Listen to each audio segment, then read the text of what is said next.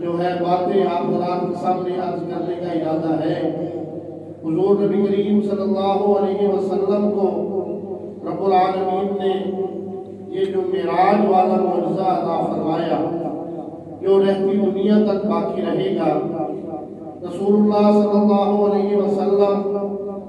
اپنے گھر سے بیت اللہ سے مسجد اقصی بیت المقدس، پھر وہاں انبیاء کی امامت اور انبیاء علیہ السلام کی کانفرنس، اس بارے میں کچھ باتیں عرض کی گئی تھی۔ پھر یہاں سے اس سفر کے دوسرے حصے کا آغاز ہوا۔ بیت المقدس سے آسمانوں کی طرف یہ سفر شروع ہوا۔ راستے میں کئی وادیوں کئی گھاٹیوں سے جناب رسول اللہ صلی اللہ علیہ وسلم کا گزر ہوا۔ جناب رسول اللہ صلی اللہ علیہ وسلم پہلے آسمان پر پہنچے، پھر انبیاء سے ملاقات، دوسرے پر، تیسرے، چوتھے، پانچویں اور چھٹے آسمان پر مختلف انبیاء علیہ السلام سے ملاقاتوں کا سلسلہ جاری رہا۔ پھر یہاں سے رسول اللہ صلی اللہ علیہ وسلم نے اس سے آگے کا سفر شروع کیا۔ جناب جبرائیل امین علیہ السلام رسول اللہ صلی اللہ علیہ وسلم کے اس سفر میں ہم سفر تھے، لیکن جب یہ سفر پہنچا سدرۃ المنتہا کے مقام پر تو جناب جبرائیل امین علیہ السلام نے رسول اللہ صلی اللہ علیہ وسلم سے گزارش کی کہ یا رسول اللہ صلی اللہ علیہ وسلم اب سے آگے میں یہ سفر نہیں کر سکتا، اگر میں یہ سفر یہاں سے آگے جاری رکھوں یا آپ کے ساتھ اس سے آگے جاؤں تو مجھے ڈر ہے کہ میرے پر جل جائیں گے، اس لیے یہاں سے آگے جانا آپ نے جانا ہے، میں نے نہیں جانا۔ یہاں پر جناب رسول اللہ صلی اللہ علیہ وسلم اور جناب رسول اللہ صلی اللہ علیہ وسلم کے ایک دوسرے سفر کے عظیم ساتھی جناب سیدنا ابوبکر صدیق رضی اللہ تعالیٰ عنہ بڑی شدت سے یاد آتے ہیں کہ جنہوں نے اپنا سب کچھ قربان کر دیا، لیکن ایک لمحے کے لیے بھی رسول اللہ صلی اللہ علیہ وسلم سے الگ نہیں ہوئے۔ اگر اس سفر میں آپ کے ساتھ جناب ابوبکر صدیق رضی اللہ تعالیٰ عنہ ہوتے تو اپنا سب کچھ قربان کر دیتے، اپنے پروں کی بھی پرواہ نہ کرتے، لیکن اللہ رب العزت کا نظام اور اللہ رب العزت کا اپنا فیصلے برحال یہاں سے آگے جناب رسول اللہ صلی اللہ علیہ وسلم کا اکیلے سفر شروع ہوا۔ آگے رب العالمین کی ذات تھی یا پھر رحمت للعالمین کی ذات تھی، یا خالق تھا یا مخلوق محمد رسول اللہ صلی اللہ علیہ وسلم تھے، یا معبود تھا یا عابد محمد رسول اللہ صلی اللہ علیہ وسلم تھے۔ اللہ رب العزت کے پاس اللہ رب العزت سے ملاقات ہوئی۔ جناب رسول اللہ صلی اللہ علیہ وسلم اور اللہ کے درمیان کسی قسم کے جو فاصلے تھے وہ سارے ختم کر دیے گئے۔ فَكَانَ قَابَ قَوْسَيْنِ أَوْ أَدْنَىٰ، اس سفر کو یوں اس درمیانی فاصلے کو قرآن پاک نے اس طرح سے بیان کیا کہ جس طرح درمیان میں دو تیروں کے، یہ عرب میں مشہور کہاوت تھی کہ جب دو قبیلے یا دو خاندان یا کچھ دوست کچھ قبائل آپس میں ملتے تو وہ ایک کمان سے دو تیر چلاتے، جس کا مطلب یہ ہوتا تھا کہ اب غم اور خوشی میں، لڑائی اور جنگ میں یہ دونوں قبیلے ایک دوسرے کا ساتھ دیں گے، ایک دوسرے کو الگ نہیں چھوڑیں گے۔ یہ ایک مثال تھی، عرب میں یہ ایک کہاوت تھی کہ اس طرح سے اسی طریقے پر رب العالمین نے قرآن پاک میں فرمایا فَكَانَ قَابَ قَوْسَيْنِ أَوْ أَدْنَىٰ، بالکل یہ ایک کم فاصلے کی۔ اور دوسری طرف یہ بھی ہے کہ رسول اللہ تعالیٰ کا اس طرف بھی اشارہ تھا کہ میں اپنے رسول اور اپنے نبی و حبیب کو کسی بھی جگہ پر اکیلا نہیں چھوڑوں گا، ہر جگہ پر ہم ساتھ ہوں گے۔ رسول اللہ صلی اللہ علیہ وسلم اور کئی جگہوں پر جو ہے اللہ رب العزت کی طرف سے یہ عملی مظاہرہ بھی ہوا۔ رسول اللہ صلی اللہ علیہ وسلم نے جب بیعت رضوان کے موقع پر صحابہ کرام سے بیعت لی اللہ رب العزت نے فرمایا کہ رسول اللہ صلی اللہ علیہ وسلم کے ہاتھ کے اوپر جب صحابہ کا ہاتھ تھا تو اللہ نے فرمایا کہ اس کے اوپر میرا ہاتھ ہے،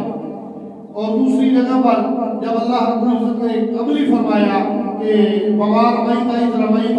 ولکن اللہ رمی، میدان جنگ میں کہ یہ ایک نقشہ ہے، تو اللہ رب العزت نے اس مثال کو دے کر یہ واضح فرمایا کہ محبوب کے میں ساتھ ہوں، اور رسول اللہ صلی اللہ علیہ وسلم اس مقام پر یا محب تھا یا محبوب تھے، آپس میں باتیں ہوئی، گفتگو ہوئی، تو اللہ رب العزت نے محبت اور لاڈ میں یہ پوچھا کہ محبوب میرے پاس آئے ہو۔ اور ویسے ہمارا ایک فطری دستور بھی ہے یہ کہ جب ہم کسی کے ہاں مہمان جاتے ہیں یا کسی کے پاس جاتے ہیں تو اپنی حیثیت کے مطابق، اپنی جو ہے نظام کے مطابق اس کے لیے کوئی نہ کوئی تحفہ لے کر جاتے ہیں۔ تو اللہ رب العزت نے رسول اللہ صلی اللہ علیہ وسلم سے پوچھا کہ میرے لیے کیا تحفہ لے کر آئے ہو؟ تو اللہ کے نبی صلی اللہ علیہ وسلم نے فرمایا التحیات للہ والصلوات والطیبات، کہ رب العالمین میری تمام تر قولی عبادتیں، میری تمام تر جسمانی عبادتیں اور میری تمام تر مالی عبادتیں تیرے لیے ہیں۔ میرا سر اٹھے گا، سر جھکے گا تو تیرے سامنے جھکے گا، میری زبان کھلے گی تو تیری تعریف میں کھلے گی، میرا مال خرچ ہوگا تو تیرے راستے میں خرچ ہوگا۔ پھر رب العالمین نے محبت میں آ کر فرمایا السلام علینا وعلی عباد اللہ الصالحین، کہ اے نبی صلی اللہ علیہ وسلم تم پر سلامتی ہو، تم پر رحمت ہو، تم پر برکت ہو۔ اللہ رب العزت نے بھی رسول اللہ صلی اللہ علیہ وسلم کو تحفے دینے شروع فرمائے، اور اس موقع پر میں قربان جاؤں جناب رسول اللہ صلی اللہ علیہ وسلم کی محبت سے جو ان کو اپنی امت کے ساتھ تھی۔ آج ہم امتیوں نے رسول اللہ صلی اللہ علیہ وسلم سے اپنا چہرہ پھیر لیا ہے، ہم نے اپنے طور طریقے غیروں والے اپنا لیے ہیں، ہم اس نبی سے پیچھے ہٹ گئے جس نے کسی بھی وقت میں کسی بھی جگہ پر جب بھی رب العالمین نے آپ صلی اللہ علیہ وسلم کو کچھ عطا فرمایا تو رب العالمین جناب رسول اللہ صلی اللہ علیہ وسلم نے سب سے پہلے اپنی امت کے لیے مانگا۔ اور اس مقام پر بھی جہاں رب العالمین تھے یا رحمت للعالمین تھے، محبوب تھے یا محب تھے، اللہ رب العزت کی بارگاہ تھی۔ اللہ رب العزت محمد آپ صلی اللہ علیہ وسلم نے جب یہ تین باتیں کی کہ التحیات للہ والصلوات والطیبات، کہ یا اللہ میری تمام تر قولی، جسمانی اور مالی عبادتیں اس شکل میں ہوں گی، اس صورت میں ہوں گی، اس طرح ہوں گی، وہ تیرے لیے ہوں گی۔ میرا سر کسی غیر کے سامنے نہیں جھکے گا، میری خیرات کسی غیر کے نام پر نہیں ہوگی، اور میرا بدن، میرے بدن سے جو بھی افعال و کردار و اعمال ہوں گے وہ تیرے لیے ہوں گے۔ آج ہم نے اپنے اس محبوب صلی اللہ علیہ وسلم کی ہر بات کو جھٹلانا شروع کر دیا، ہمارے سر دوسری بار درگاہوں کے آگے جھکنا شروع ہو گئے۔ یہ ماہ جمیل جسے رب العالمین نے اپنے لیے بنایا تھا، ہم نے جگہ جگہ پر در در پر جھکانا شروع کر دی، کبھی کسی کے آگے، کبھی کسی کے آگے، کبھی کسی کے آگے رب العالمین۔ اور پھر رب العالمین نے اس کے بدلے میں جناب رسول اللہ صلی اللہ علیہ وسلم کو تین رحمتیں اور تین برکتیں عطا فرمائی، اور فرمایا السلام علیکہ ایھا النبی، اے میرے نبی تجھ پر سلامتی ہو، ورحمت اللہ تجھ پر رحمت ہو، وبرکاتہ تجھ پر رحمت ہو۔ اور پھر اس مقام پر جناب رسول اللہ صلی اللہ علیہ وسلم کو اپنی امت یاد آئی، آپ صلی اللہ علیہ وسلم نے اپنی امت کو یاد فرمایا، اور اللہ رب العزت کی بارگاہ میں یہ سوچ رہے تھے، یہ دل تھا کہ اس موقع پر میرا رب، میرا خدا، میرا پالنہار میری امت کے لیے بھی مجھے کچھ دے۔ تو اللہ رب العزت نے اپنے محبوب کے ہاتھ کو دیکھتے ہوئے فرمایا السلام علینا وعلی عباد اللہ الصالحین، کہ اے میرا محمد، اے میرا محبوب، تیری امت پر بھی جو میرے نیک بندے ہوں گے ان پر بھی سلامتی ہو۔ اللہ رب العزت نے اپنے محبوب کی امت کو بھی سلامتی دی اور محبوب کی امت کو بھی انعام دیا۔ اس سے آگے چل کر جب رسول اللہ صلی اللہ علیہ وسلم اس سفر سے واپسی ہونے لگی، اس سفر کا ایک اختتام مکمل ہوا، واپسی کا سفر جب شروع ہوا تو جناب اللہ رب العزت نے جناب رسول اللہ صلی اللہ علیہ وسلم کو ایک ایسا تحفہ دیا جو رہتی دنیا تک باقی رہے گا، اور وہ نماز کی صورت میں تھا۔ اور آپ حضرات یہ بات سن کر حیران ہوں گے کہ رسول اللہ صلی اللہ علیہ وسلم پر جتنی بھی شریعت نازل ہوئی،